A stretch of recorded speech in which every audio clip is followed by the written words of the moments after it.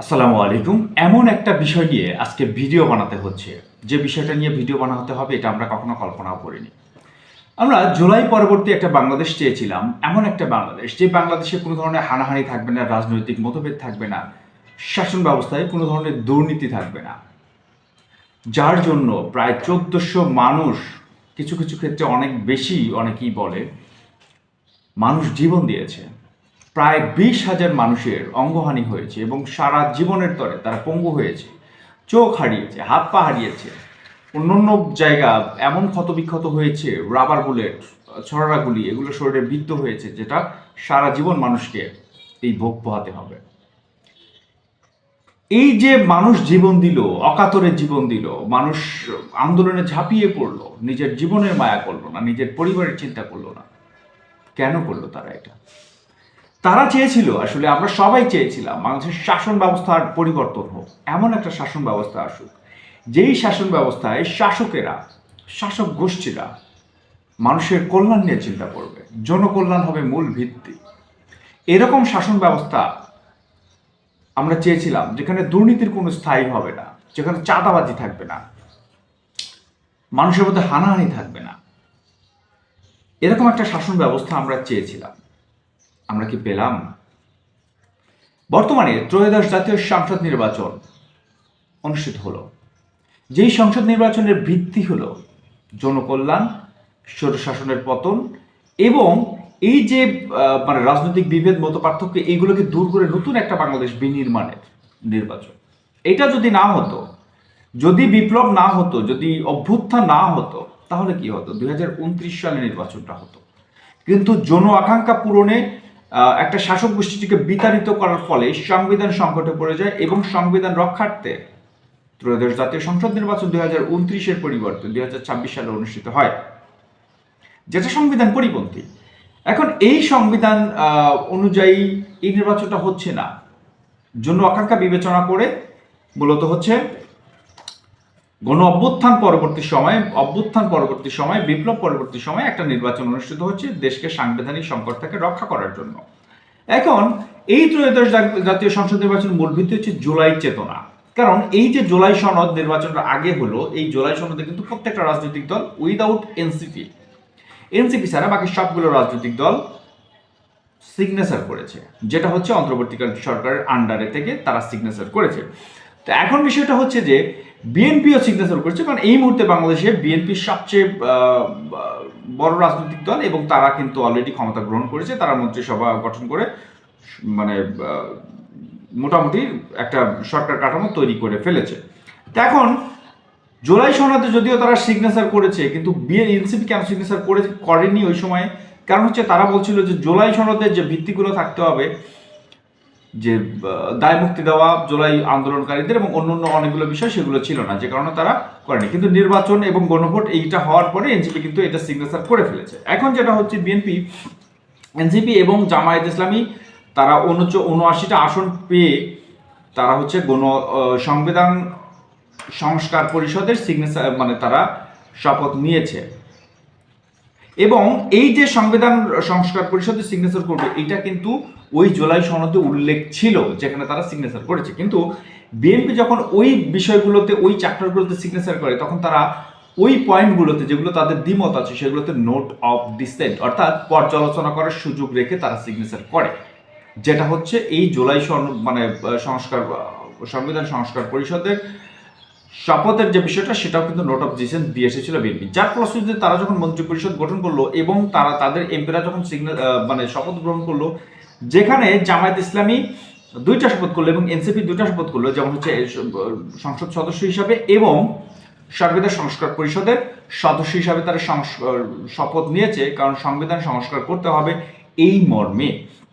কিন্তু বিএনপি অর্থাৎ সালাউদ্দিন আহমেদ একটা কথা বললো যে বিএনপির কেউ এই সংবিধান সংস্কার পরিষদের শপথ গ্রহণ করবে না, কারণ এইখানে আইনে জটিলতা রয়েছে এবং সংবিধানের যে কাদের কাছ থেকে এই শপথটা নেবে এটার স্পষ্ট কোনো ভাষ্য সংবিধানে নেই। এই একটা দোহাই দিয়ে তারা সংবিধান সংস্কার পরিষদের শপথ নিল না। কিন্তু এখন প্রশ্ন হচ্ছে, অনেকে প্রশ্ন যেটা করতেছে, ভাই তোমরা তো জুলাই সনদকেই অস্বীকার করতেছো এই মুহূর্তে। কারণ হচ্ছে এই জুলাই সনদের ভিত্তিতেই কিন্তু এই ২৯ সালে নির্বাচনটা ২৬ সালে চলে আসছে। 26 সালে যে নির্বাচন হবে, বাংলাদেশের ত্রয়োদশ জাতীয় সংসদ নির্বাচন 26 সালে হবে, এটাও তো সংবিধানে নেই। একটা দেশের রাষ্ট্রপ্রধানকে শেখ হাসিনাকে বিতাড়িত করা হবে, এটা কি সংবিধানে আছে? অন্তর্বর্তীকালীন সরকার ডক্টর মোহাম্মদ ইউনূস হবে, এটা কি সংবিধানে আছে? নাই তো। তাহলে এত কিছু যখন সংবিধানে নাই, সেটা হয়ে গেল, তাহলে এই সংসদ পরিষদের সদস্য হিসেবে শপথ নেওয়ার জন্য কেন সংবিধানের দোহাই দিতে হবে? এটা কিন্তু একটা বিষয় আছে। দ্বিতীয় বিষয় আছে যে বাংলাদেশে একটা নবীন প্রবীণের সমন্বয়ে একটা মন্ত্রিপরিষদ গঠন করা হলো।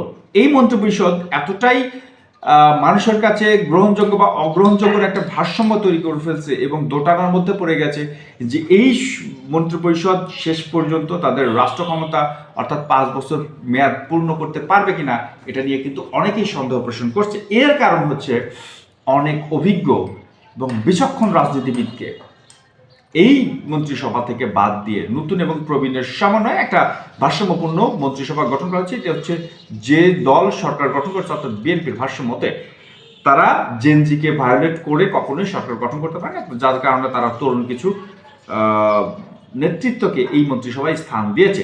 তো এখন বিষয়টা হচ্ছে যে অনেকগুলো ব্যক্তি আছে যারা হচ্ছে যাদেরকে নিয়ে বিতর্ক আছে, তাদেরকে মন্ত্রিসভায় স্থান দেওয়া হয়েছে। যেমন শেখ রবিউল আলম, হত্যা মামলার আসামি, তাকে যাকে বলা হচ্ছে। তারপরে হচ্ছে আমাদের এমএস রেজা কিবরিয়া, জোনায়েদ সাকি, নুর হক নূর, এইগুলোকে মন্ত্রী প্রতিমন্ত্রী করা হয়েছে ওনাদেরকে। এখন যেটা হচ্ছে কাদেরকে বাদ দিল? গয়েশ্বরচন্দ্র রায় অত্যন্ত বিচক্ষণ এবং বিএনপির জন্য খুবই অ্যাগ্রেসিভ অ্যাক্টিভ একজন পার্সন, তাকে বাদ দেওয়া হয়েছে। হাবিবুর নবী খান সোহেল, তাকে বাদ দেওয়া হয়েছে। এইসব লোককে যদি বাদ দিয়ে আব্দুল রহমান পার্থ, তাদেরকে বাদ দেওয়া হয়েছে। ভারসাম্যপূর্ণ রাজনীতি কোথায় থাকলো? এখন এই যে একটা মন্ত্রিসভা গঠন করা হলো, এই মন্ত্রিসভা জুলাই সনদকে প্রথমেই এসেই ভায়োলেট করলো, অর্থাৎ জুলাই সংবিধান সংস্কার পরিষদে তার শপথটা নিল না। এখন এই যে জুলাই সনদের ভিত্তিতে রাষ্ট্রটা পরিচালনা হওয়ার কথা থাকলেও জুলাই সনদের জন্যই কিন্তু ভাই আজকে এই নির্বাচনটা অনুষ্ঠিত হয়েছে। বিএনপি ক্ষমতায় আসতে পারলো। যদি এই জুলাই আন্দোলন না হতো তাহলে কি বিএনপি আজকে কথা বলতে পারতো? আজকে যারা বড় বড় কথা বলছে তারা তো গর্তে থাকতো, যেভাবে থেকেছে 17 বছর ঠিক সেভাবে গর্তে থাকতো।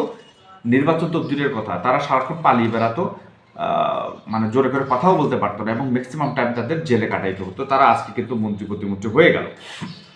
যেটা হচ্ছে এখন যদি জুলাইকে ভায়োলেট করে তারা নির্বাচন করে এই সরকার টিকিয়ে রাখতে চায়, আর জুলাই যোদ্ধা যারা আছে, সাধারণ মানুষের ক্ষোভের জায়গাটা আছে, এই মানুষ যদি রাস্তায় নামে, কেন নামবে? 68 থেকে 70% লোক হ্যাঁ ভোট দিয়েছে, অর্থাৎ সংবিধান সংস্কারের পক্ষে ভোট দিয়েছে প্রায় 70% লোক।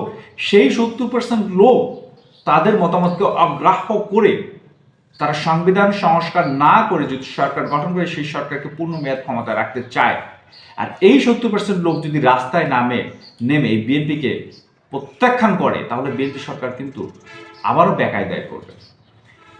এমন একটা মানুষের চিন্তাভাবনা চলে আসছে মানুষের মধ্যে যে এই জুলাইকে ভায়োলেট করার ফলে মানুষের মধ্যে এক ধরনের ক্ষোভ তৈরি হয়েছে। এই ক্ষোভের বশবর্তী হয়ে মানুষ রাস্তায় যদি নামে, বিএনপিকে বাঁচানোর কিন্তু খুব বেশি লোক বাকি থাকবে না। যার ফলশ্রুতিতে এমনও হতে পারে 2027-এর মাঝামাঝি সময়ে আবার নির্বাচন দেওয়া লাগতে পারে, অর্থাৎ মন্ত্রী পরিষদ ভেঙে দিয়ে মধ্যবর্তী নির্বাচন দেওয়া লাগতে পারে। আপনি উদাহরণ হিসেবে বলতে পারেন, পেরুতে নির্বাচন হয়েছিল, নির্বাচনের 4 মাসের মাথায় তাদের সরকারের পদত্যাগ করতে হয়েছে। তারা নির্বাচিত ছিল, নির্বাচিত সরকারকে 4 মাসের মাথায় ক্ষমতা ত্যাগ করতে বাধ্য করেছে জনগণ। জন আকাঙ্ক্ষা পূরণের 4 মাসের মধ্যে ব্যর্থ হয়েছে। অলরেডি কিছু কিছু মন্ত্রী তাদের কথার ঝুড়ি খুলে বসেছে, যারা মানুষের সাথে যাচ্ছে না। মানুষ যে পরিবর্তন চেয়েছিল সেই পরিবর্তনের সাথে যাচ্ছে না। মানুষ যে ধরনের থেকে চাঁদাবাজি বা টেন্ডারবাজি বা অন্যান্য যে সকল ভায়োলেশন থেকে মুক্তি পেতে চেয়েছিল, সেই ভায়োলেশন মধ্যেই তারা চলে গেছে।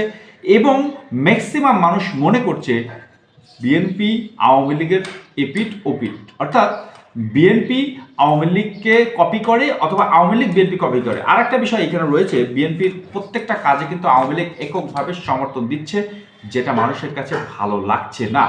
এবং বিএনপি সরকার গঠন করার সঙ্গে সঙ্গে প্রত্যেকটা জায়গায় দেখবেন আওয়ামী লীগের কার্যালয় খুলে ফেলছে। এটাও মানুষের জুলাই যুদ্ধের চেতনা যারা ধারণ করে, সেই চেতনা ধারণকারী মানুষজন কিন্তু এটাকে পজিটিভভাবে দেখছে না।